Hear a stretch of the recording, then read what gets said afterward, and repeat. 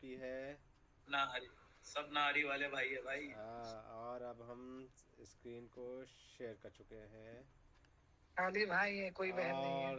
और राइट।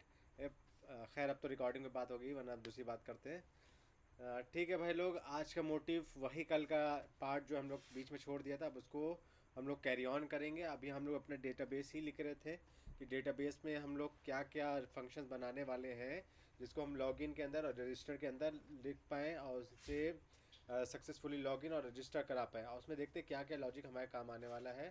सैफ भाई क्या है भाई हाल चाल? शबी भाई अल्हम्दुलिल्लाह भाई, आपकी दुआ है, आप बुज़ुर्गों की, और क्या साहब, यही सब है।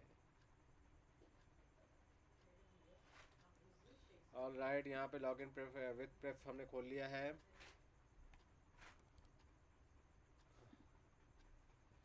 ठीक है, पहले से कि आप लोग को स्क्रीन मालूम है, हमने 3 स्क्रीन बनाई थी, वो स्क्रीन है और ये एक माई डेटा प्रेफरेंसेस यहाँ पे पड़ा हुआ है। हमने इसकी लिमिटेशन बताई थी कि अगर एक बार में एक की जो है वो एक ही डेटा रख सकती है। अगर वहाँ पे डेटा आप रखेंगे दूसरा तो वो रिप्लेस हो जाएगा। तो अगर हमने फर्स्ट यूज़र को उसको रजिस्टर करा लिया है तो उसका मतलब उसका डेटा हमारे पास होना चाहिए कि अगर वो दोबारा आए तो वो खोल के देख सके। अगर हम उसी की पे दूसरा डेटा सेव करा देते हैं तो फिर हमारा डेटा जो है फर्स्ट वाला वैनिश हो जाएगा। तो हमें इसका ख्याल रखते हुए हमने यहाँ पे 2 यूज़र बनाए हैं कि कम से कम 2 यूज़र को हम अपने पास सेव कराएं। तो ये यूज़र 1 की हो गई और ये यूज़र 2 की हो गई। तो इन सबको आसानी से मैनेज करने के लिए हमने एक डेटा क्लास बना लिया, जिसके थ्रू हम यूज़र 1 डेटा एक बार में सेव करा ले रहे हैं, यूज़र 2 डेटा एक बार में सेव करा ले रहे हैं, यूज़र 1 डेटा एक बार में रिटर्न कर दे रहे हैं, यूज़र 2 डेटा एक बार में रिटर्न कर दे रहे हैं। ठीक है, अब हम, हाँ सुनीत भाई welcome back, welcome back Sunit भाई, क्या हाल है सर आपका? सुनीत सर, चिचा, और राइट। हाँ, तो हम ये यूज़र 2 को हम एक बार में ही रिटर्न करा पा रहे हैं, ये हमने फंक्शन लिख लिया था। अब हम एक फंक्शन, क्या है, नेटवर्क नहीं चल रहा है। अरे चलेगा चलेगा चलेगा सर। हाँ, तो हम अब इस पे बात कर रहे हैं कि अब हमें ये यूज़ केस देखना है। अब हमें ये यूज़ केस देखना है यहाँ पे कि जब हम लॉगिन स्क्रीन पे लॉगिन बटन पे क्लिक करेंगे, ठीक है, हमने वहाँ पे कुछ डेटा एंटर किया, तो हम लॉगिन बटन पे क्लिक करेंगे तो फिर हमारा क्या होगा? फिर हमारा एक फंक्शन रन होना चाहिए जो उस लॉगिन में जो हमने डेटा डाला है, ख़ास करके पहले तो हम डिटेक्ट करेंगे कि ये पर्टिकुलर ईमेल आईडी हमारे पास है कि नहीं है। सबसे फर्स्ट केस में हम ये डिटेक्ट करेंगे। अगर इन केस वो ईमेल आईडी हमारे पास हुई तो हम उसका पासवर्ड चेक करेंगे, और पासवर्ड भी अगर करेक्ट हुआ तो उसको लॉगिन कर देंगे अंदर के। अगर इन केस वो ईमेल आईडी हमारे पास मौजूद नहीं है तो हम टोस्ट करेंगे user not available kindly register. ठीक है, फिर वो बंदा जब वो रजिस्टर पे जाएगा, अपनी डिटेल फिल करेगा, तो हम चेक करेंगे कि हमारे 2 यूज़र का जो डेटा बनाया है, क्योंकि हम सिर्फ 2 ही अभी बनाए हैं, 2 रखने के लिए। तो हम कहीं दोनों में से अगर कोई एक खाली हो, पहला वाला खाली है तो उसमें डेटा फिल करा देंगे, दूसरा वाला खाली है तो उसके अंदर डेटा फिल करा देंगे। इन केस डेटा कोई खाली नहीं है तो हम कुछ पॉपअप करा देंगे, unable to register our database is full. जबकि ये अच्छी टेक्टिक्स नहीं है, लेकिन क्योंकि हम लिमिटेशन के साथ काम कर रहे हैं तो अभी हम कुछ भी दिखा सकते हैं। ठीक है, ये चीज़ हम जो है देखने वाले हैं। तो जैसा कि अभी हमने बताया कि रजिस्टर पे पहले तो हम ये चेक करेंगे कि ये ईमेल आईडी है कि नहीं है। तो हम यहीं पे, क्योंकि डेटाबेस पे चेक कर रहे हैं, तो यहीं पे एक फंक्शन बना लेंगे, एक चेक यूज़र का है। एक अभी हम फंक्शन बनाते हैं, check function check email exist. ये चेक करेगा ईमेल एग्जिस्ट है, अगर होगी तो वो ट्रू रिटर्न कर देगा, वरना वो फॉल्स रिटर्न करेगा। ठीक है, तो इसके लिए यहाँ पे देखिए इसने पहले से ही फंक्शन लिख दिया। इसको हम हटा के फिर से एक फंक्शन लिखते हैं ताकि आप लोगों को समझ में आए इसमें कर क्या रहे हैं। हम पहले ये जो हमने यहाँ पे शेयर प्रेफरेंसेस का ऑब्जेक्ट बना लिया है, इसके थ्रू हम डेटा निकालेंगे ईमेल 1 का, यूज़र 1 ये इसकी ईमेल का। ठीक है, क्योंकि हम ईमेल आईडी से साइन कराएंगे। हाँ, यूज़र 1 ईमेल और यूज़र 2 ईमेल। बस हम ये चेक कर लेंगे ये एम्प्टी तो नहीं है। ठीक है, अगर एम्प्टी नहीं होगा तो ट्रू जाएगा, वरना फॉल्स जाएगा। चेक ईमेल एग्जिस्ट, यहाँ पे हम ईमेल पास कराएंगे और चेक कर लेंगे ईमेल है कि नहीं। ठीक है, तो उसके लिए पहले हम पहला ले लेते हैं यूज़र 1 ईमेल जिसने सही दिया है, और निकालने का तरीका आप लोग को मालूम है। प्रेफ ऊपर हमने इस नाम का ऑब्जेक्ट बनाया था डॉट गेट स्ट्रिंग, तो उसकी की पास करते हैं, फिर एक डिफ़ॉल्ट वैल्यू पास करते हैं। हमें यहाँ नल पास नहीं करेंगे, यहाँ पे एम्प्टी स्ट्रिंग पास करेंगे, ठीक है। इसमें इसकी 1 की वैल्यू आ जाएगी, और इसी को हम डुप्लीकेट कर देते हैं और यहाँ पे इसका नाम दे देते हैं यूज़र 2 ईमेल वैल्यू, ठीक है। और यहाँ पे यूज़र ये, ठीक है। अब इन दोनों के अंदर कोई ना कोई वैल्यू आ चुकी होगी, ठीक है। ये बाय डिफ़ॉल्ट देखिए ये नलेबल है, कि मतलब ये क्या बता रहे हैं कि इसके अंदर नल भी हो सकता है, क्योंकि हमने डिफ़ॉल्ट वैल्यू यहाँ पे एम्प्टी पास कर दिया, तो हम कहते हैं भैया नल नहीं होगी है, हमने इसे नल कह दिया। हमने ये लगा दिए तो मतलब हमने फोर्स कर दिया, इससे कह दिया भैया ये नल नहीं होगी। तो एक चीज़ हमारा ये हो गया कि हमें इफ एल्स वाला नलेबल हमें चेक करने की ज़रूरत नहीं पड़ी, ठीक है, क्योंकि हम यहाँ पे डिफ़ॉल्ट वैल्यू दे ही रहे हैं। अगर हम नल पास कर देते तब हमें नलेबल चेक करना होता, ठीक है। तो अब हमें बताना है कि ये जो ईमेल डाला है ये दोनों में से किसी में एग्जिस्ट कर रहा है कि नहीं कर रहा है। तो हम चेक कर लेते हैं यहाँ पे। पहले ये देखिए इसने ये फंक्शन लिख दिया, इफ़ ईमेल ये इक्वल यूज़र 1 के है तो ट्रू दे देगा, और यहाँ पे देखिए एंड नहीं लिखा है, और मतलब दोनों में से कोई एक अगर ट्रू होती है तब भी वो ट्रू रिटर्न कर देगा, ठीक है। अगर इसमें है तो ट्रू दे देगा, अगर इसमें है तो ट्रू दे देगा, वरना ये इसके साथ फॉल्स ही जाने वाला है, रिटर्न फॉल्स, ठीक है। यहाँ पे अगर ये फुलफिल हुई तो ट्रू, वरना फॉल्स, ठीक है। इसको हम और थोड़ा हम रिसॉल्व करें ना, तो हम सिर्फ इतना ही यही लॉजिक लिख लेंगे अंदर वाला, तब भी वो ले लेगा। मतलब क्या है, कर देंगे हम रिटर्न, ये इतनी सी हमने लाइन लिख दी तब भी वो समझ जाएगा। रिटर्न हमने लिखा तो यहाँ पे ये खुद कंडीशन दोनों चेक कर लेगा कि अगर ये दोनों फुलफिल हो रही है, ये दोनों में से एक फुलफिल हो रही है तो ट्रू दे दो, अगर दोनों में से कोई फुलफिल नहीं हो रही है तो फॉल्स दे दो, ठीक है। अगर इतने से लॉजिक आपको समझने में दिक्कत होगी तो हमें बताइएगा, ठीक है। तो हमने यहाँ से चेक कर पा रहे हैं कि हमारा ईमेल जो है एग्जिस्ट कर रहा है कि नहीं कर रहा, ठीक है। तो ईमेल अगर एग्जिस्ट करता है तो हम इसको ट्रू दे देंगे, तो उसके बिहाफ पे हम वहाँ पे कुछ शो करा देंगे। अगर ईमेल एग्जिस्ट ही नहीं कर रहा है तो हम कहेंगे भैया ईमेल पहले अपना जाकर पहले सही करो, ठीक है। और अगर लॉगिन कराना है तो फिर चेक हम पासवर्ड के लिए भी यही भी बना लेते हैं, क्योंकि हमें बाद में बनाना तो है। चेक मोबाइल नहीं, हमने चेक करना है चेक पासवर्ड करेक्ट, ठीक है। इसने एआई ने पहले से लिख के रखा है, इसको हम एआई हटा देते हैं, इनको कॉपी करते हैं और यहाँ पे पेस्ट कर देते हैं, क्योंकि अब हमें ईमेल के जगह हमें यूज़र का पासवर्ड चेक करना है। तो यूज़र 1 का user 1 PWD password, user 2 PWD, यहाँ पे ईमेल की जगह पासवर्ड लिख देते हैं,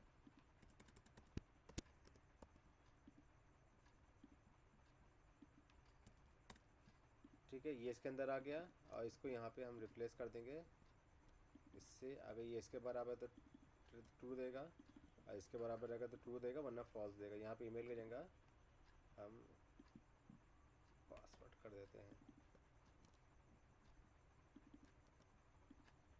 ठीक है। हम इनको एक साथ भी करा सकते थे कि एक ही फंक्शन बना ले, एक में ईमेल डाल ले, एक में पासवर्ड डाल ले, दोनों को चेक करके दे सकता था, और हम ऐसे ही तरीके से भी करा सकते हैं।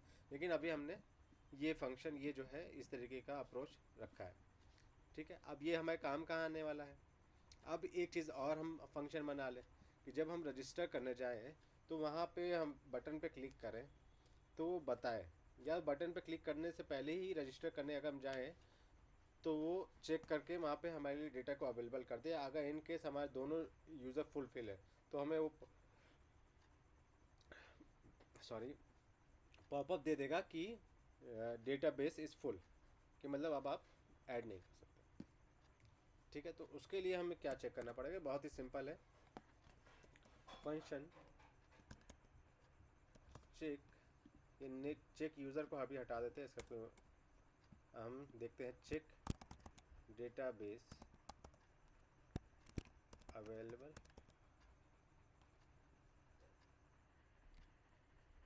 ठीक है। अवेलेबल, ठीक है। ये चेक डेटाबेस अवेलेबल का एक फंक्शन बनाया हमने।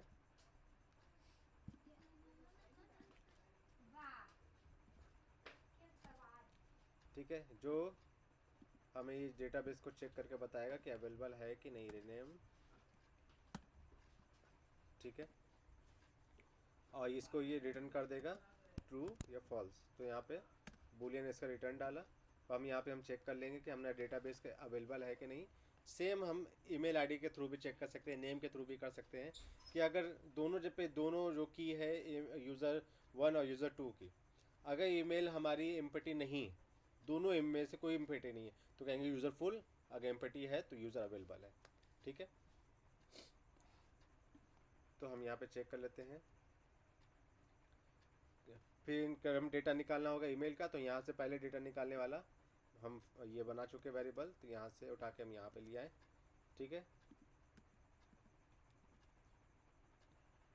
देखिए ये इसने छोटा सा फंक्शन लिख दिया और लगा के यूज़र 1 इज एम्प्टी होगा तो ट्रू देगा, अगर यूज़र 2 इज एम्प्टी होगा तो ट्रू देगा, 1 अगर ये दोनों एम्प्टी नहीं है तो ये उठा के हमें फॉल्स दे देगा। ठीक है, अब हमारी एक सिचुएशन यहाँ पे सॉल्व हो गई है। अब हम डेटाबेस अलॉट करने का भी तो काम करेंगे ना, कि इन केस अगर दोनों में से कोई एक अवेलेबल है तो वो उसको अलॉट करें। मतलब क्या कि हमने एक यूज़र सेव कर लिया है। ठीक है, फिर हम रजिस्टर कर लिया, फिर हम सेकेंड यूज़र जब हम रजिस्टर करने जाएँ तो वो फर्स्ट वाले में सेव ना हो, वो सेकेंड वाले में सेव हो, तो उसके लिए भी हमें फंक्शंस लिखना पड़ेगा। तो हमने यहाँ पहले से फंक्शन लिखा हुआ है सेव यूज़र 1 सेव यूज़र 2। ठीक है, दो फंक्शन में बना लिए हैं। अब हम एक जेनेरिक फंक्शन बनाएंगे जो सेव यूज़र नाम से ही होगा। जब सेव यूज़र के अंदर डेटा जाएगा तो वो चेक करेगा कि अगर पहले वाला है खाली तो उसमें सेव करो, वरना दूसरे वाले में सेव कर लो। ठीक है, तो यहाँ पे हमने फंक्शन बनाया सेव यूज़र नाम से बस एक सिंपल फंक्शन बनाया है जो लेगा यूज़र टाइप का data, user data, pref user data जो हमने एक यूज़र वो बनाई थी डेटा क्लास, उस टाइप का डेटा लेगा। फिर वो चेक करेगा, क्या चेक करेगा, हम उसका चेक अवेलेबल, हमें इस तरीके से चेक नहीं करना है, हमें पहला चेक करना है, दूसरा चेक करना है। फिर हम यहीं से फिर से ईमेल का यूज़ कर लेंगे, ये जो हमने बनाया था इसी को फिर से हमने कॉपी कर लिया, फिर से हम ये यहाँ पे चले गए। फिर हम चेक करेंगे इफ़ पहला वाला यूज़र 1 ईमेल इज़ एम्प्टी, अगर ये पहला वाला एम्प्टी है तो हमने एक फंक्शन बना के रखा है पहले वाले में सेव करने का, यूज़र 1 सेव यूज़र 1। ठीक है, तो हम इसको कॉल कर देंगे ये पे सेव यूज़र 1। इफ़ एल्स अगर उस पहले वाले एम्प्टी नहीं है, दूसरा वाला एम्प्टी है चेक करो, तो सेव यूज़र 2 में डेटा ये सेव कर दो। ठीक है, अगर इन केस है तो हमने अलग से फंक्शन बना लिया है। ठीक है, चेक अवेलेबल डेटाबेस का, अगर ये ट्रू होता है, ये फंक्शन अगर ट्रू होगा तभी हमारा ये फंक्शन जो है सेव यूज़र का ये रन करेगा। अब आप देखोगे कि इस सेव यूज़र को हमने इसके अंदर ही पास कर दिया है, इस कंडीशन लगा के कि अगर ये खाली हुआ तब इसमें सेव करो, वरना ये चेक करो कि दूसरा वाला खाली है तो उसमें सेव कर दो। ठीक है, दोनों खाली नहीं होगा तो किसी में सेव नहीं करेगा। ठीक है, अब क्योंकि हमने ये फंक्शन को हम अलग से वहाँ पे पास नहीं करने वाले हैं, तो हम इसको बेटर ये है कि प्राइवेट बना देते हैं, क्योंकि हम नहीं चाहते कि हम जब इस क्लास का ऑब्जेक्ट बने तो इसका भी एक्सेस उसको मिले। ठीक है, तो गेट यूज़र 1 गेट यूज़र 2 करके हमारे पास डेटा आ गया, वो आ गया डेटा हम गेट कर पाएंगे, फिर चेक कर पाएंगे ये ईमेल एग्जिस्ट है कि नहीं, ये पासवर्ड एग्जिस्ट करता है कि नहीं। ठीक है, फिर हम इसके साथ इसको बाइंड कर देंगे। अब यहाँ पे एक लिमिटेशन ये आई कि हमने ये फंक्शन तो बना लिया चेक यूज़र का, चेक ईमेल का, लेकिन एक बात आप सोचो कि हमने ईमेल डाला फर्स्ट वाला यूज़र का, उसने चेक करके बता दिया हाँ है, फिर हमने पासवर्ड डाल दिया सेकंड वाले यूज़र का, कि हमें तो मालूम है ना, तो हम तो ऐसे बाइंड कर नहीं पाए एक दूसरे के साथ। तो यहाँ पे चेक यूज़र और चेक पासवर्ड जो है ये हमारे इस जगह पे काम नहीं आएगा। तो हमें ये दोनों को बाइंड करके ही करना पड़ेगा कि फर्स्ट और सेकंड वाला देखे कि है कि नहीं। ठीक है, फर्स्ट वाले के लिए अगर ईमेल आईडी फर्स्ट वाले में मौजूद है यूज़र वन वाले में, तो यूज़र वन वाले का ही पासवर्ड चेक करे, यूज़र टू वाले का पासवर्ड ना चेक करे। क्योंकि अगर यूज़र टू वाले पासवर्ड भी चेक करेगा, उसके अंदर उसको मिल गया तो उसको एक्सेस दे देगा, नहीं ना।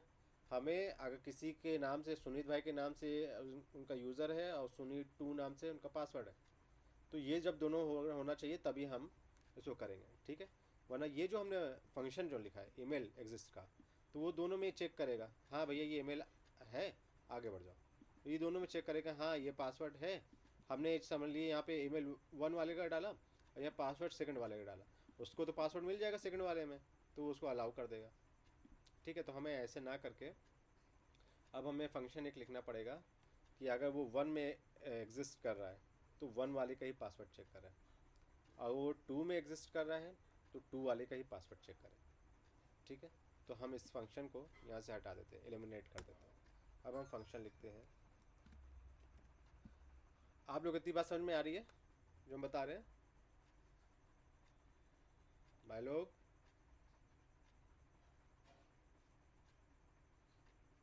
ठीक है, हमने यहाँ पे लिखा फंक्शन,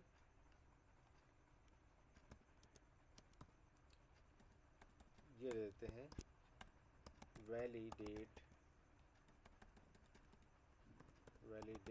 यूज़र। अगर सही होगा तभी आगे बढ़ेगा, वरना आगे ना बढ़ेगा।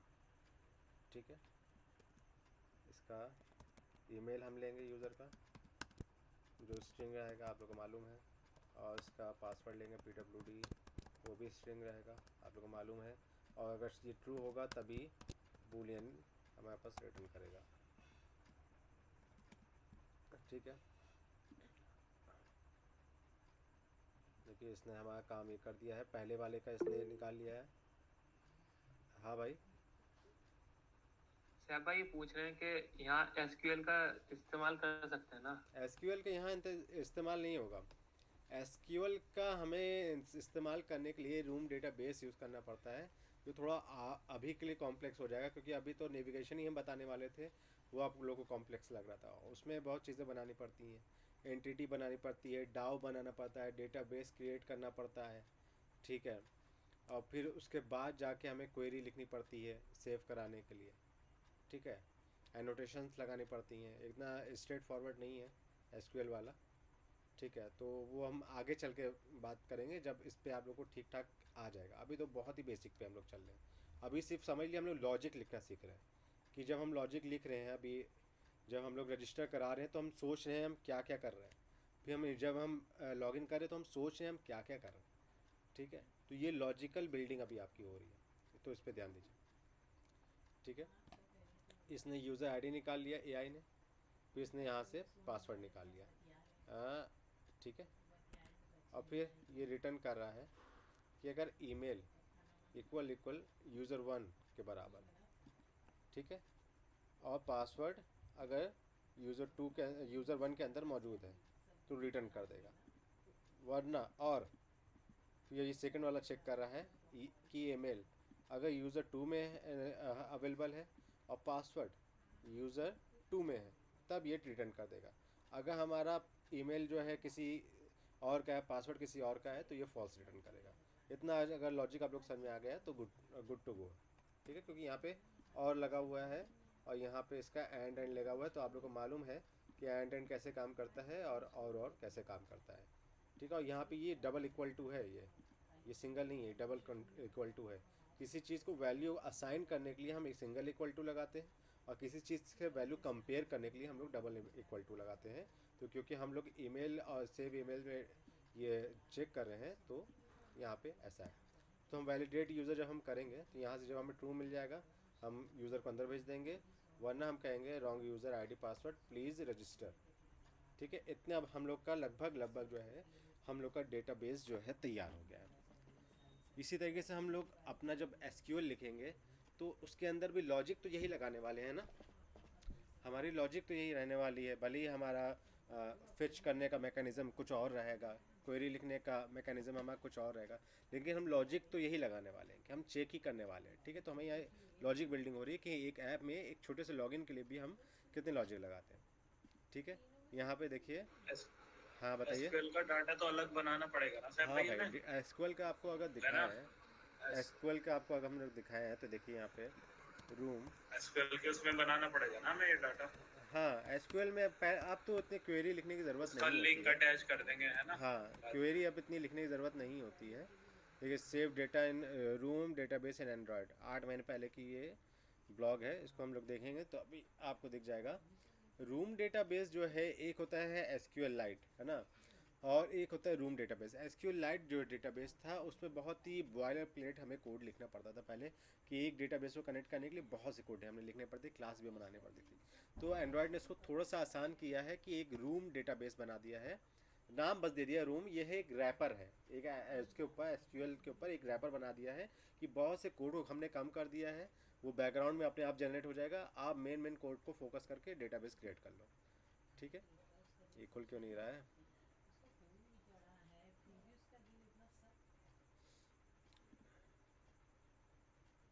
ये है अभी सिर्फ सेव करने के लिए बता रहे हैं। ये देखिए, डिपेंडेंसी इतनी ढेर सारी ऐड करनी होती हैं उसमें, ये स्ट्रक्चर समझना होता है। फिर ये एक छोटी सी एंटिटी बनाया है उसको सेव करने के लिए, first name and last name. फिर एक डाव बनाना होता है, ये देखिए एक फंक्शन बनाया गेट ऑल के लिए, उसके ऊपर एक हमने एनोटेशन लगाया क्वेरी की, उसके अंदर ये क्वेरी लिख दी कि सिलेक्ट फ्रॉम ये फलाना धमाका जो आपने लिखा है। इंसर्ट करने के लिए बस हमने इंसर्ट का एनोटेशन लगाई, ये इंसर्ट हो गया। फिर डेटाबेस क्रिएट करने के लिए ये इतना सा है ना, यूसेज के लिए इतना है। ये देखने में इतना सिंपल है ना, जब हम लोग करने जाएंगे फिर आप लोग को समझ में आएगा कि ये कितनी टेढ़ी खीर है। ठीक है, कभी कभी बहुत सी कॉम्प्लेक्सिटी आ जाती है उसमें। हाँ सुनीत भाई बताइए। सर भाई जी इसको उससे एसक्यूएल से कनेक्ट। हाँ, एसक्यूएल के कनेक्ट करने की ऐसी कोई डेटाबेस ज़रूरत नहीं होती। इसका ड्राइवर एवर जो हम डेटाबेस। लोग को एडवांस जावा में पढ़ाया जा रहा है कि एसक्यूएल से कनेक्ट करो, तो ऐसा कुछ करने की ज़रूरत नहीं होती। हम लोग कुछ कुछ हाँ। डिपेंडेंसी, जैसे हमने कंस्ट्रेंट लेआउट ऐड किया था ना, आपके सामने देखा था ना आपने, कि एक डिपेंडेंसी हमने उठाई थी, उसको ऐड की थी बिल्ड डॉट डेटल में जाके, तो उसी तरीके से उसकी कुछ डिपेंडेंसी हम वहाँ पे ऐड करेंगे, फिर बैकग्राउंड में वो सारी चीज़ें अवेलेबल कर देता है आपको यूज़ कर लेने के लिए। आपको बस 3-4 तो क्लास बनानी होती है, आपस में इंटरकनेक्ट करना होता है उनको, बस हमारा काम हो गया। ठीक है, अब हम आगे बढ़ते हैं। ठीक है, अब ये हमारा माय सर भाई प्रेफरेंस। थोड़ा सा हाँ सर भाई इसको थोड़ा सा फिर से थोड़ा समझाइए। देखिए भाई, एक हमने कल लॉगिन स्क्रीन बनाई थी आपके सामने, एक रजिस्टर स्क्रीन बनाई थी, एक होम स्क्रीन बनाई थी। हमारा मोटो ये था कि लॉगिन स्क्रीन में हम जाएंगे, वहाँ पे अपने आईडी पासवर्ड डालेंगे, अगर हमारा आईडी पासवर्ड सही हुआ तो हमें होम स्क्रीन पे भेज देगा। इन केस हमारा आईडी पासवर्ड नहीं हुआ हमारा, तो वो कहेगा भैया रजिस्टर कर लो। तो जब हम रजिस्टर पे जाएंगे, वहाँ पे अपने डेटा सब सेव करेंगे, ओके पे क्लिक करेंगे तो हमारा डेटा सेव हो जाएगा। फिर बैक आके हम लॉगिन पे क्लिक करेंगे तो हमारा लॉगिन हो जाएगा। तो उसके लिए हम लोग जो शेयर्ड प्रेफरेंसेस एक डेटाबेस है, डेटाबेस कह सकते हो उसको आप, वो की वैल्यू पेयर पे डेटा को सेव करता है। मतलब उसकी एक की होती है और उसकी एक वैल्यू होती है, समझे? कि जैसे की का मतलब आप समझ लो कि हमने दे दिया name1 और name1 के अंदर सिर्फ सुनीत है, ठीक है, और हमने name2 उसके अंदर जिशान है, ठीक है। और ये जो name1 name2, अगर आपको सुनीत नाम लेना है तो आपको name1 लिखना पड़ेगा, तभी वहाँ से सुनीत आएगा। अगर आप name1 के अंदर कुछ और पास कर देते हो तो सुनीत का नाम हट जाएगा। तो ये की होती है और ये उसका डेटा होता है। तो उस सुनीत नाम को पाने के लिए आपको ये की जो name1 है उसको पास करना पड़ेगा। ठीक है, इस तरीके से ये काम करता है शेयर्ड प्रेफरेंसेस। तो उसके लिए हमने एक अलग से क्लास बना ली यहाँ पे माई प्रेफ डेटाबेस नाम से, और उसके अंदर एक कॉन्टेक्स्ट नाम का पैरामीटर लिया है, कंस्ट्रक्टर। और इस तरीके से शेयर्ड प्रेफरेंसेस बनता था। अगर आप पुरानी वीडियोस देखोगे तो आप लोग देखोगे कैसे हमने शेयर्ड प्रेफरेंसेस को बनाया है, कि इस तरीके से हमने शेयर्ड प्रेफरेंसेस को बना लिया है ताकि हम आगे चल के इसके अंदर डेटा सेव कर सकें। तो उसमें डेटा को सेव करने के लिए अलग अलग कीज़ के ज़रिए से डेटा सेव होता है। तो हमने अभी से मैक्सिमम लिमिट रखी है कि 2 ही लोग इसमें डेटा सेव कर पाएंगे, 2 से ज़्यादा इसमें सेव नहीं कर पाएंगे। तो हमने यूज़र 1 नाम के एक बनाया, यूज़र 2 नाम का बनाया। यूज़र 1 के लिए ये की डिफ़ाइन की और यूज़र 2 के लिए ये की डिफ़ाइन की। फिर उसके बाद एक डेटा क्लास बनाया, इस वजह से बनाया क्योंकि अगर हमें यूज़र 1 का वैल्यू हमें देना होता तो हमें यहाँ पे सब कुछ इस पैरेंथेसिस के अंदर हमें सब कुछ यूज़र 1 नेम, मोबाइल नंबर वगैरह वगैरह सब लिखना पड़ता, फिर यहाँ पे ये सब पास करना पड़ता। समझो कि हमें यहाँ पे ये ना लिख के हमें ये लिखना पड़ता, नेम स्ट्रिंग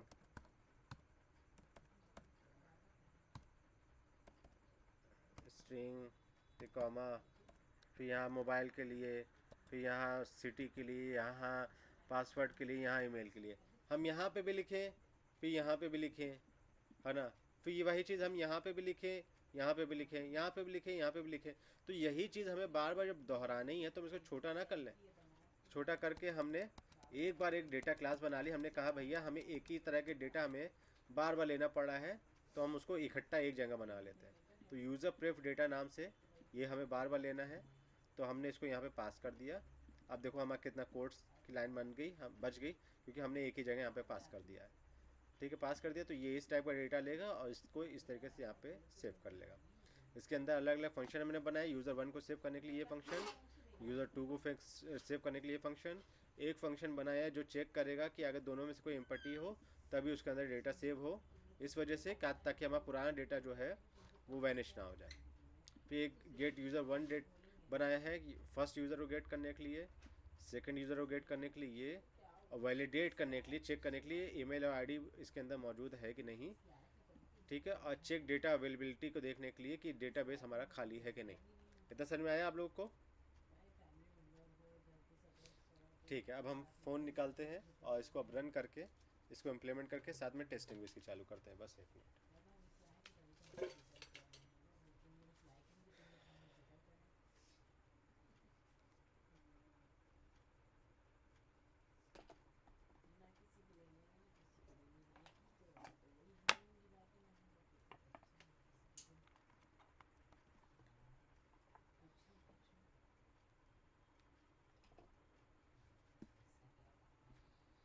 फ़ोन हमारा कनेक्ट हो चुका है। हमारे पास लॉगिन स्क्रीन हमारे पास है, रजिस्टर स्क्रीन है, होम स्क्रीन मौजूद है। ठीक है,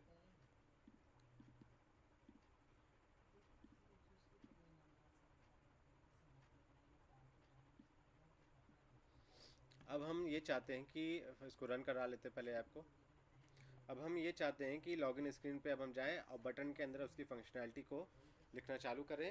और क्योंकि हमें डेटाबेस से चेक भी करना है कि ये डेटा जो है हमारे डेटाबेस में मौजूद है कि नहीं है, तो हमें उस डेटाबेस की क्लास का ऑब्जेक्ट बनाना पड़ेगा उस क्लास के अंदर के फंक्शन को गेट करने के लिए। ठीक है, हम यूज़र आईडी यहाँ पे इसलिए पास किया है ताकि हम यूज़र से जो टाइप हम लोग कर रहे हैं वो चीज़ इसमें आके सेव हो जाए। अब हमारा क्लास है एक हमने बनाई है डेटाबेस को सबगेट करने के लिए, माई प्रेफ डेटाबेस नाम से। ठीक है, ये क्या हो गया, वाइट वाइट क्यों है? लॉगिन एक्टिविटी, अच्छा इसके अंदर लॉगिन एक्टिविटी पास ही नहीं किया हमने। लॉगिन स्क्रीन, तो इसी तरीके से हमने रजिस्टर एक्टिविटी के अंदर रजिस्टर भी पास नहीं किया होगा। मोदी जी, इसको यहाँ पे रेंडर कराने के लिए हमें यहाँ पे तो पास करना ही पड़ेगा ना, रजिस्टर स्क्रीन। ठीक है, और इसी तरीके से हमारे पास होम जो है उसके अंदर भी होम स्क्रीन भी पास करना पड़ेगा। ये सब हम लोगों ने नहीं किया था।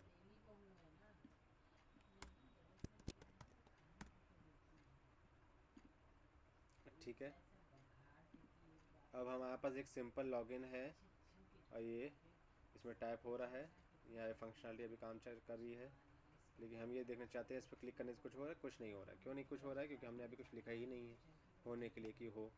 ये बटन है, ये खाली यहाँ पे पड़ा हुआ है।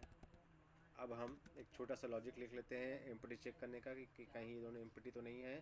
कैसे चेक करेंगे? इफ़ लगाएंगे हम, हमारे पास चेक करने के लिए 2 वेरिएबल है, यूज़र आईडी और यूज़र पासवर्ड। तो हम चेक कर लेंगे if user ID dot value, इसके अंदर वैल्यू जो है इज़ एम्प्टी, अगर ये एम्प्टी है या ये दोनों में से कोई एक एम्प्टी है, यूज़र पासवर्ड की वैल्यू जो है अगर एम्प्टी है तो यहाँ पे हम टोस्ट करा देंगे प्लीज़ फील्ड ऑल फील्ड। अगर एम्प्टी नहीं है तो अब हम वैलिडेट करने चलेंगे। ठीक है, यहाँ पे हम टोस्ट कराते हैं, हमने लिखा टोस्ट, ये आ गया। और यहाँ पे हमने कॉन्टेक्स्ट पास किया। अब कॉन्टेक्स्ट इस कंपोजेबल में लेने के लिए हम क्या करते हैं, एक पैरामीटर बनाते हैं, कॉन्टेक्स्ट को सेव कराते हैं। हमने यहाँ पे val context equal to local context dot current, ये है तरीका कॉन्टेक्स्ट लेने का। ठीक है, ये हमने कॉन्टेक्स्ट ले लिया और इस टोस्ट में यहाँ पे हमने कॉन्टेक्स्ट को पास करा दिया। ठीक है, अब एक चीज़ पे हम लोग छोटा सी चीज़ पे और काम कर लेते हैं। वो चीज़ क्या है कि अभी आप टोस्ट देख रहे हो तो बार बार हमें यहाँ पे कॉन्टेक्स्ट पास करना पड़ रहा है, इतना लंबा लाइन जो है हमें देखने में अच्छा भी नहीं लग रहा है। तो हम उसके लिए भी एक शॉर्टकट फंक्शन बना लेते हैं फटक से, जो इतनी लंबी सी लाइन को छोटा कर दे और हमारे पास मैसेज कॉन्टेक्स्ट और मैसेज दे और ये देखने में इतना लंबा लेंदी ना लगे। तो उसके लिए अभी हम क्या करेंगे, हमने प्रोजेक्ट स्ट्रक्चर खोला, होम को अभी लॉगिन पे काम करे, लॉगिन को खोल लिया, डेटाबेस पे काम कर चुके, डेटाबेस को बंद कर दिया। अभी हमने यहाँ पे एक फोल्डर बना लिया, पैकेज बना लिया कंपोनेंट नाम का, जिसके अंदर ये सब छोटे छोटे कंपोनेंट हम रखेंगे। कंपोनेंट,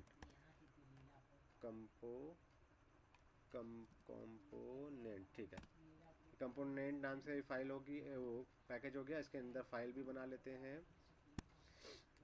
शॉर्ट फंक्शन है क्योंकि ये ना, इसलिए अपने समझने के लिए इसको आप कुछ भी नाम दे सकते हैं, शॉर्ट फंक्शंस।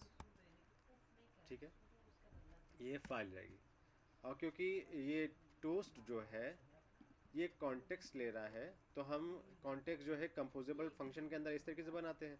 तो हम एक कंपोजेबल फंक्शन बना सकते हैं जो इस कंपोजेबल फंक्शन के अंदर जो जिसके ऊपर ये एनोटेशन रहेगी ना कंपोजेबल, उसके अंदर ही कॉल होगा और वो रिटर्न करेगा। लेकिन यहाँ पे हमारे पास एक लिमिटेशन ये है कि ये जो ऑन क्लिक फंक्शन है इसके अंदर कंपोजेबल फंक्शन को हम पास नहीं कर सकते।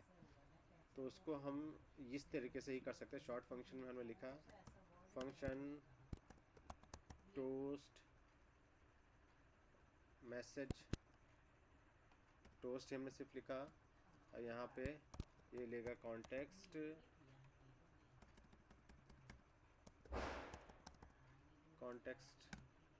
टाइप का और यहाँ पे मैसेज लेगा स्ट्रिंग टाइप का।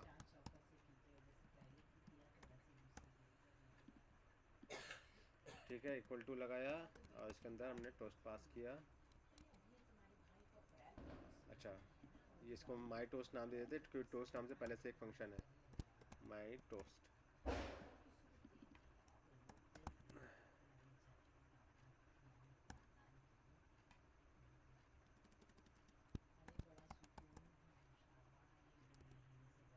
यहाँ पे इसका ये कॉन्टेक्स्ट पास कर दिया और ये जो मैसेज हमारा था वो हमने यहाँ पे पास कर दिया।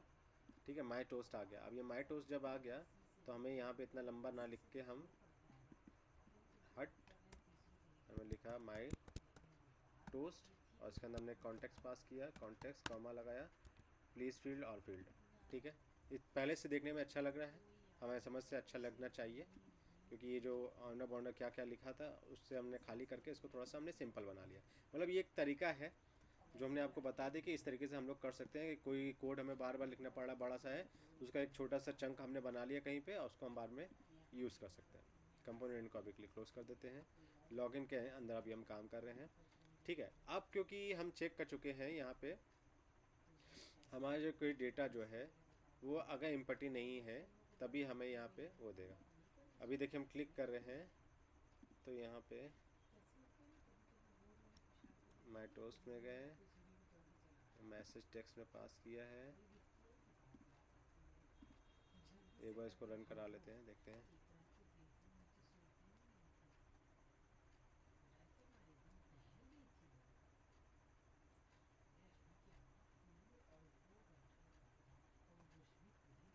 ठीक है, ये काम कर रहा है सही से।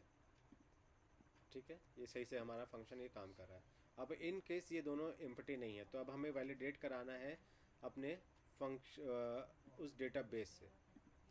ये माई प्रेफ डेटाबेस के अंदर हमने एक वैलिडेशन वाला फंक्शन बनाया है कि ये यूज़र आईडी को चेक करके बताएगा कि ये चीज़ हमारे अंदर मौजूद है कि नहीं है। अगर इन केस ये मौजूद होगी तो वो हमें बता देगा, मतलब कहेगा फॉल्स है, वरना वो ट्रू रिटर्न करेगा। ठीक है, तो अब हमें, क्योंकि इस माई डेटा प्रेफ डेटाबेस जो हमने बनाया, माई प्रेफ डेटाबेस के अंदर फंक्शन है, तो उसको कॉल करने के लिए हमें इस क्लास का ऑब्जेक्ट बनाना पड़ेगा। इस क्लास का ऑब्जेक्ट बनाने के लिए सिंपल क्या है, ऊपर ही बना लेंगे हम। वेल हमने इसका नाम दे दिया माई डेटाबेस, ठीक है, इक्वल टू क्या नाम हमने से दिया है, माई प्रेफ डेटाबेस नाम से दिया है डेटाबेस। और ये ऐसे ही नहीं बन जाएगा, अगर ये हम पास कर देंगे ये ऐसे ही नहीं बन जाएगा। इसके अंदर एक कॉन्टेक्स्ट हमने मांगा है कि ये इसका ऑब्जेक्ट तभी बनेगा जब तुम इसके अंदर से इसके अंदर कॉन्टेक्स्ट को पास करोगे। वेल की भी ज़रूरत नहीं है, ठीक है, बढ़िया, वेल हटा दिया हमने। तो हमें इसके अंदर एक कॉन्टेक्स्ट पास करना होगा, हमने पहले ही कॉन्टेक्स्ट बना लिया है, कॉन्टेक्स्ट, ठीक है, ये हमने पास कर दिया। अब माई डेटाबेस के अंदर जैसे हमने माई डेटाबेस लिखा, अरे यार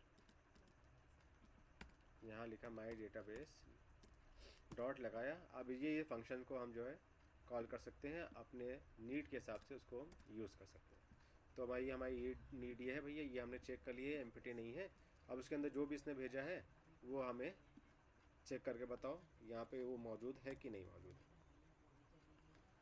तो हम, क्योंकि ये फंक्शन जो है इज़ वैलिडेट, ये कुछ बताएगा नहीं, ये सिर्फ रिटर्न करेगा। अगर होगा उसके अंदर तो ट्रू रिटर्न करेगा, अगर उसके अंदर नहीं होगा तो वो फॉल्स रिटर्न करेगा। तो इसको मैनेज करने के लिए हम यहाँ पे इफ़ लगाते हैं और इसके अंदर ही वो फंक्शन को कॉल कर लेते हैं। इफ़ माई डेटाबेस के अंदर जो है इज़ वैलिडेट होता है, वैलिडेट यूज़र, उसके अंदर यूज़र आईडी की वैल्यू पास करते हैं और यूज़र PW की वैल्यू को पास करते हैं। अगर इन केस ये ट्रू होता है,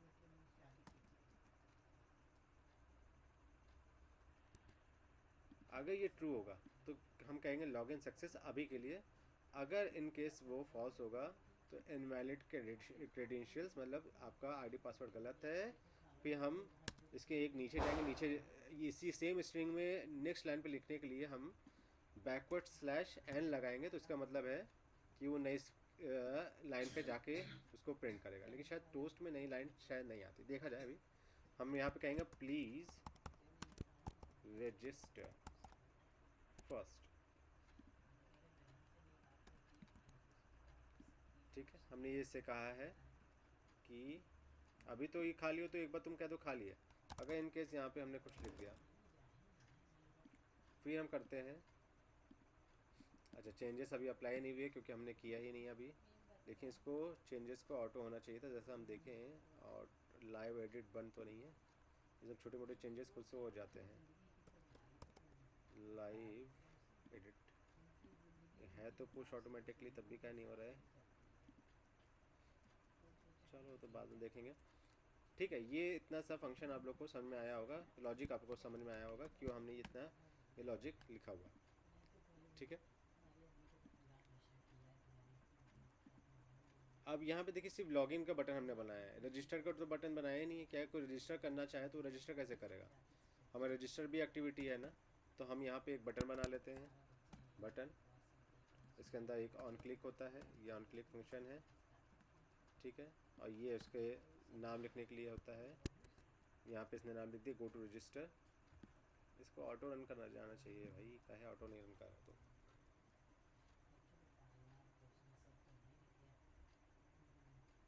ठीक है, गो टू रजिस्टर पे जब हम क्लिक करें, हाँ भाई बताइए। जैसे हम आप ये रजिस्टर लॉगिन वाला बना रहे हैं, हाँ ठीक है, तो फर्स्ट टाइम हम यहाँ रजिस्टर बनाते ना, यहाँ जैसे आपने कल 4 ऑप्शन लिए थे, ठीक है, तो यहाँ 4 ऑप्शन होके रजिस्टर का आ जाता।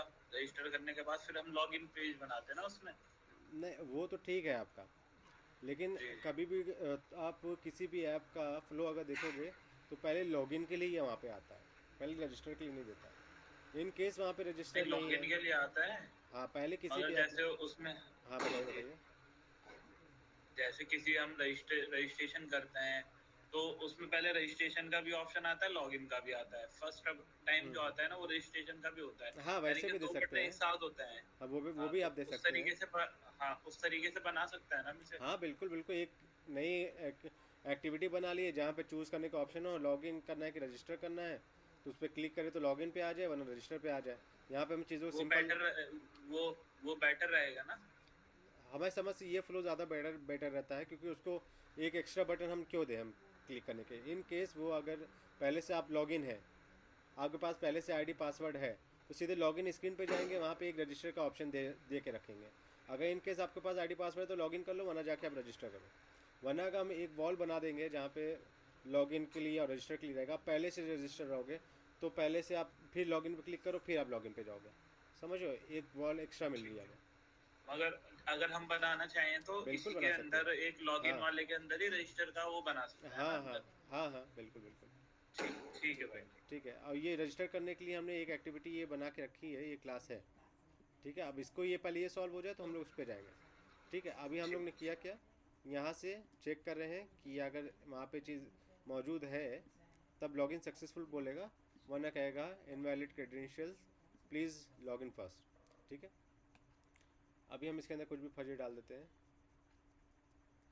अब हम लॉगिन पे क्लिक करते हैं, देखिए यार invalid credentials, please login first. ठीक है, क्योंकि अभी हमारा डेटाबेस एकदम सादा है, डेटाबेस में हमारे कुछ नहीं है। अब हम रजिस्टर पर जाते हैं, रजिस्टर बनाते हैं, लेकिन उससे पहले ये बटन जो है गो टू रजिस्टर, ये बटन, इसको हम लोग वर्किंग तो बना ले। अब वर्किंग बनाने के लिए हमने आपको बताया था इंटेंट का यूज़, कि हमें एक एक्टिविटी से दूसरी एक्टिविटी के लिए में जाने के लिए इंटेंट का यूज़ करना होता है। ठीक है, तो हम यहाँ पे इंटेंट का यूज़ कर लेंगे, हम एक इंटेंट बना लेंगे। ठीक है, अब हो सकता है हमें ऐप में आगे जाके फर्दर कई बार उस इंटेंट का यूज़ करना पड़े, मतलब कि ये कई बार हमें लॉगिन में जाना पड़े, कई बार रजिस्टर में जाना पड़े, कई बार होम पे जाने पड़े। तो हम इन सबको लंबा लंबा बार बार इंटेंट लिखने से अच्छा है हम सबको शॉर्टकट बना लेते हैं, जैसे हमने कल बनाया था। तो हमने एक शॉर्ट फंक्शन का नाम दिया है, उसी के अंदर इंटेंट का बना लेते हैं, या एक इंटेंट की अलग फाइल बना लेते हैं, ताकि जब भी हम इंटेंट से रिलेटेड कुछ काम करना हो हम सीधे उस फाइल में जाके चेंजेस करें। ठीक है, हम इसमें गए, कंपोनेंट है ये हमारे पास पहले से बढ़िया है। लेकिन ये कंपोनेंट पे जो हम यूआई की चीज़ें जो होती हैं, यूआई से रिलेटेड चीज़ें हम उनको बनाते हैं। ठीक है, और ये यूटिल्स में ये सब छोटे मोटे फंक्शंस जो हैं उसको बना लेते हैं, क्योंकि टोस्ट हमें यूआई पे दिखने वाला है। बस एक मिनट,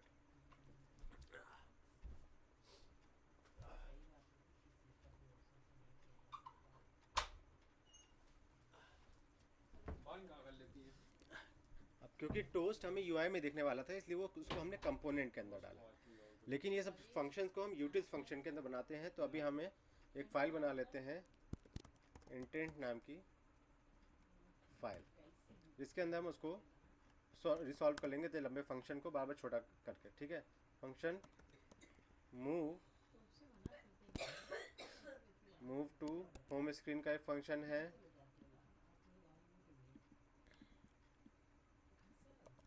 ये function move to home screen, तीन फंक्शन, क्योंकि तीन एक्टिविटी है, तीन जगह आने जाना है, तो मूव टू एक होम स्क्रीन क्या हो गया, एक यूटिल में जो है, हाँ यूटिल में जो इसका बैक में हम इमेज डाल सकते हैं, किसमें, यूजर आईडी के नीचे जैसे इमेज होती है ना, इमेज, हाँ हाँ तो वो डाल सकते हैं इसमें यूटिल में, यूआई में जो लेकर यूटिल्स में कि ये लॉगिन में, लॉगिन में डालेंगे या यूटिल में डालेंगे। नहीं यूटिल्स में हम वो फंक्शन डालते हैं, यूटिलिटी फंक्शन जो हमारे ऐप को बनाने के लिए कई बार हमें यूज़ करने, छोटे छोटे फंक्शंस होते हैं और ये लेकिन यूज़फुल फंक्शन होते हैं, वो सब यूटिल्स की क्लास में हम बना के डालते हैं। ठीक है, इमेज वाला लॉगिन हाँ, में लेंगे। और इमेज मतलब जो यूआई से रिलेटेड काम है, दिखने से रिलेटेड काम है, वो चीज़ हम कंपोनेंट वाले इसमें डालते हैं। ये कंपोनेंट ये बना हुआ है, इसके अंदर एक आप बना लो, फाइल बना लो, उसके अंदर इमेज नाम का एक कंपोजेबल फंक्शन ऑलरेडी जनरेट करके रख लो। ये बात आपने सही पूछी कि अगर आपको वही सेम इमेज अपने ऐप में 4 जगह यूज़ करनी है, हाँ, पहले तो रेस में डाल दे, रेस वाले फोल्डर के अंदर इमेज सेव कर लेंगे। लेकिन आप जैसे लॉगिन पे वो इमेज दिखा रहे थे ना पिछली बार, तो आप समझ लो वही लॉगिन वही इमेज जो है हमें ऐप में 4 जगह दिखानी है। तो हमने वही कंपोनेंट वाले फंक्शन के अंदर एक हमारे शो इमेज या प्रीव्यू इमेज या कुछ भी नाम देके उसको एक बार बना लिया, और उस सेम फंक्शन को हमने 10 बार कॉल कर लिया जहाँ पे करना है। ठीक है, ऐसे आप कर सकते हो, बिल्कुल कर सकते हो।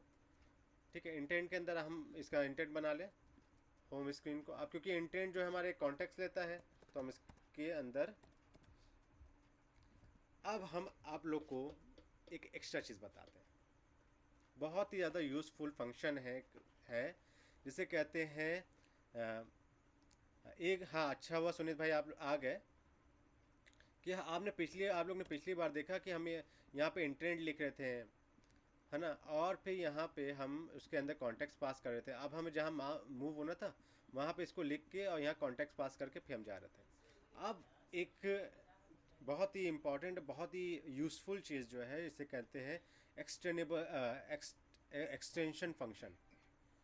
उसका हम यूज़ करके इसको बना सकते हैं, इंटेंट को बना सकते हैं। मतलब वो चीज़ को हम बना सकते हैं जो चीज़ बहुत ज़्यादा किसी डिपेंडेंट चीज़ पे कि यूज़ से हमें बने, जैसे कॉन्टेक्स्ट का यूज़ करके ही हम टोस्ट बना रहे हैं, कॉन्टेक्स्ट का ही यूज़ करके हम जो है इंटेंट बना रहे हैं। तो कॉन्टेक्स्ट यहाँ पे बहुत यूज़फुल है, और कॉन्टेक्स्ट जो है ये एक क्लास है एंड्रॉयड की, तो उससे रिलेटेड हम एक एक्सटेंशन फंक्शन बना सकते हैं। आप वो देखना, बहुत ही मैजिकल चीज़ है, कितनी बढ़िया वो हम लोग की तरह हम लोग यूज़ कर सकते हैं। जैसे अभी हम यहाँ पे मूव टू होम स्क्रीन यहाँ पे बनाते हैं, तो हम यहाँ पहले होम स्क्रीन पर मूव करने के लिए, या अभी रजिस्टर स्क्रीन हमें ज़रूरत है, तो हम यहाँ पे इसके पैरामीटर में लेते हैं कॉन्टेक्स्ट टाइप का। ठीक है, यार टाइम बहुत जल्दी चला जाता है। और यहाँ पे हम ले लेते हैं सीधे कॉन्टेक्स्ट डॉट, हम शॉर्ट से कर दिया है, वरना पुराने वाले की तरह से ही आप जा सकते हैं। आप इंटेंट इसके अंदर ही पास करके, इसके अंदर ही कॉन्टेक्स्ट पास करके सीधे हमने एक्टिविटी का नाम ले दिया रजिस्टर एक्टिविटी। ठीक है, ये हमारी एक्टिविटी होगी शाब, ओके शाब, ये एक्टिविटी हो गई शाब। तो इस तरीके से हम अब हमें यहाँ रजिस्टर एक्टिविटी पे अब हम मूव करना है, तो हम यहाँ पे इसके अंदर पास कर लेंगे मूव टू रजिस्टर एक्टिविटी, और फिर इसके ऊपर जो वहाँ पे हमने कॉन्टेक्स्ट बना के रखा है उसको हम यहाँ पे पास कर देंगे। ठीक है, अब इसको एक चीज़ और आसान बनाती है, इसे कहते हैं, हमने आपको बताया एक्सटेंशन फंक्शन, क्योंकि हमें कॉन्टेक्स्ट का ब्लर हो रही है, ब्लर हो गई स्क्रीन। सुनीत कुमार, हाँ सुनीत भाई, नहीं सर भाई ब्लर हो गया, मैं सोचा मेरा ही अच्छा पर्सनल रुकिए, हो हम गया। फिर से शेयर कर रहे हैं। ऐसा है, एक्सटेंशन फंक्शन जो है बाद में बताते हैं, क्योंकि टाइम हमारा भी चला जाएगा। बहुत यूज़फुल फंक्शन है, और इस पर हम लोग काम करना ही करना है, एक्सटेंशन फंक्शन को यूज़ करना ही करना है, इसलिए आपको इसको बात क्लियर रहने देते हैं। अभी क्लियर हुआ?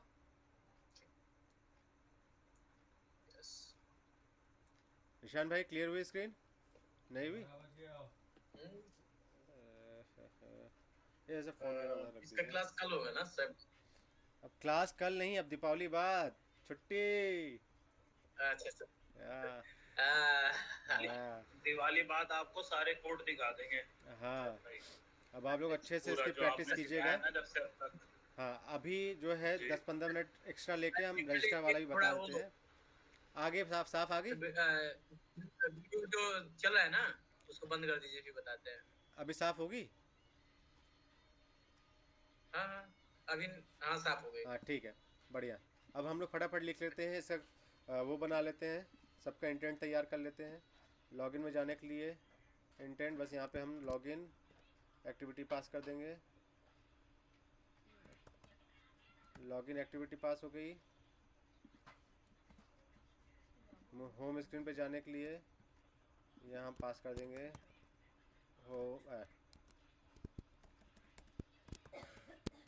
Home activity. ठीक है, ये हमारे फटाफट छोटा जो है मासूम सा एक्सटेंशन फंक्शन बन गया है। ठीक है भाई लोग, ये बढ़िया। हमने अब लॉगिन के अंदर इसको हमने पास कर दिया है मूव टू रजिस्टर स्क्रीन। अब देखिए हम इस पर क्लिक करेंगे तो क्या होगा, इसको फिर से रन कराएं अपने फ़ोन में।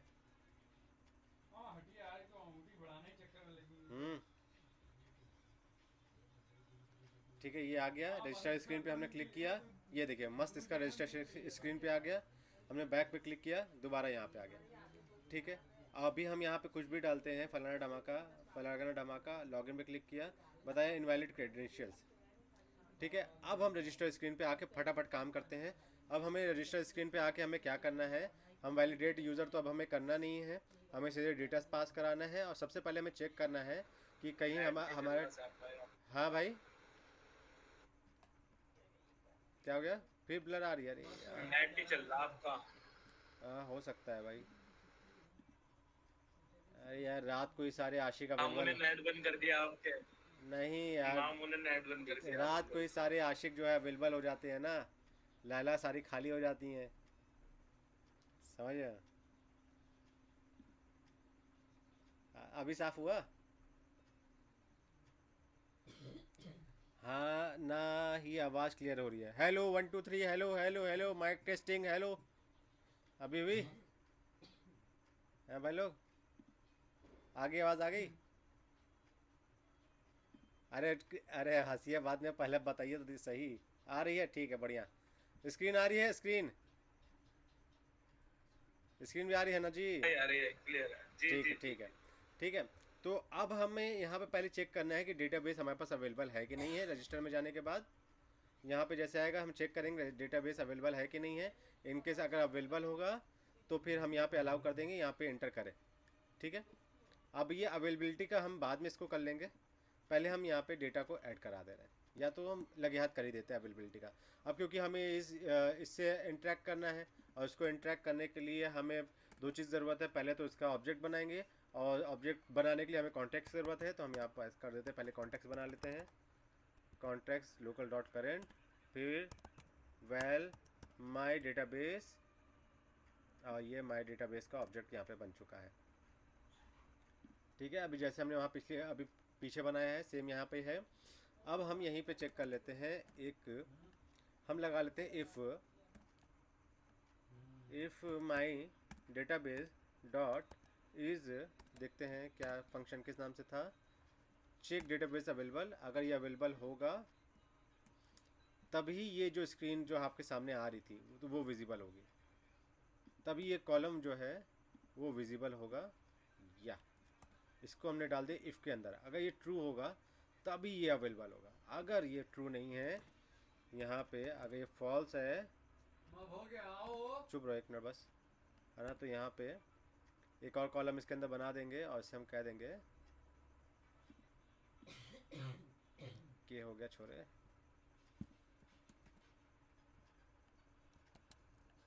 ये एल्स कहाँ से आ रहा है, ये एल्स, अच्छा कॉलम क्या है वो, यहाँ पे हमें एक और लगाना पड़ेगा। ठीक है ठीक है, ये कॉलम को हमने इस इफ़ के अंदर पुट किया कि अगर डेटाबेस अवेलेबल होगा तभी तुम यहाँ पे दिखना, वरना पहली फुर्सत में निकल जाना। और यहाँ पे लिखा है user limit reached, can not register user more. ठीक है, ये लिख के आएगा। ये तो आपको समझ में आ गया ना इतना लॉजिक। लेकिन अभी ये सही से काम नहीं कर रहा है क्योंकि हमारे पास अभी डेटाबेस में कोई डेटा है ही नहीं। देखते हैं अभी इसमें क्या फ्लो है। ये चेक कर रहा है, अगर एम्प्टी हुआ तब ये ट्रू देगा। अच्छा हम ये देखते हैं चेक, अच्छा ऑल राइट, तो हम यहाँ पे बस माय डेटाबेस में या तो ये कर सकते हैं अवेलेबल है तभी ये रेंडर हो, अगर अवेलेबल है तो यहाँ रेंडर ना हो। ठीक है, मतलब ये ट्रू हो तभी ये रेंडर हो। तो अभी हमारे पास ट्रू आ रहा है कि नहीं, इज़ नॉट एम्प्टी, ये तो सही तो आ रही है। अगर यूज़र डेटाबेस ये ट्रू हुआ तो ट्रू रिटर्न कर देगा। अच्छा इज़ नॉट एम्प्टी लिखा हुआ है, सॉरी इज़ एम्प्टी करना होगा। ठीक है, अगर एम्प्टी हुआ तभी तो ट्रू करेगा, डेटाबेस अवेलेबल है। देखिए अभी यहाँ पे लिख गया। अगर इनकेस अभी हमारे पास दोनों डेटाबेस फुलफिल हो जाए तो फिर वो अवेलेबल नहीं करेगा। ठीक है, अब फटाक से हम लोग यहाँ पे आते हैं, ये हमारा एक लॉजिक लग गया। अब हम यहाँ से सब कुछ इंटर करा लेंगे उससे। लॉजिक इसके जो है बाद में लिखेंगे, कल इसको या अगले दिन हम लोग देख लेंगे जब भी हमारी क्लास होने वाली है, या जो आप लोग का होमवर्क रहेगा उसमें आप लोग इसमें वैलिडेशन लगाना कि इसमें से कोई फील्ड इम्पटी तो नहीं है, पासवर्ड जो है 6 अंक से कम तो नहीं है। ये सारे वैलिडेशन लगाने के बाद रजिस्टर आप करना, ठीक है। अब हम क्या कर लेते हैं, यहाँ रजिस्टर बटन पे क्लिक करने पे, यहाँ रजिस्टर बटन पे क्लिक करने पे माय डेटाबेस में सेव यूज़र नाम का वो चीज़ पास कर देंगे। और सेव यूज़र नेम क्या लेता है, प्रेफ यूज़र डेटा टाइप का वैल्यू लेता है। ये प्रेफ यूज़र डेटा जो हमने डेटा क्लास बनाई थी वो चीज़ है, ठीक है। और उसके अंदर हमने यूज़र नेम के अंदर ये यूज़र नेम डॉट वैल्यू जो यहाँ से हमारा आ रहा है उसको पास किया, और हमने ये सारी चीज़ें डेटा जो है इसमें पास कर दिया है। और यहाँ पे अब आप चेक लगा लेना, ये बहुत ज़रूरी है कि इसमें से कोई डेटा जो है एम्पटी ना हो, मतलब फील्ड जो है एम्पटी ना हो। लगे हाथ हम ही लगा देते हैं यार, एल्स में इसको डाल देते हैं, और यहाँ पे अभी हम इफ़ लगाते हैं। AI ने लिख दिया, बढ़िया है।